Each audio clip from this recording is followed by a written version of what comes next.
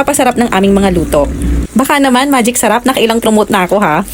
Sa konting magic sarap lang ay masarap na talaga siya. Tapos tsaka mo naman lagyan ng Mamasitas oyster sauce. Teka naman, Mamasitas! Oyster na, mas pina-oyster pa. At syempre, hindi magiging gourmet yan kung wala siyang suka. Yes guys, suka is the key para mas tumagal yung gourmet.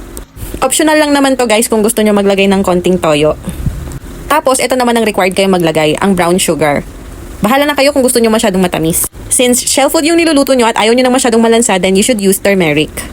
Pampaganda din to ng kulay ng niluluto nyo. Tapos tsaka nyo naman nalagyan ng paminta. Huwag susobrahan katulad ng ginawa ko guys. Tapos syempre huwag nyo kalimutang imekos-mekos yung mga pinaglalagay nyo guys. Ayan na nga, kumukulo na siya. At syempre, nung naluto na, inamoy-amoy ni Hasinder ang kusinera. Amoy tahong. Ayan na nga guys, at ganda-gandahan na naman ang hasinderang kusinera. Pinapakita yung finished product. Tapos yung kanin natin kailangan makoat ng oyster gourmet.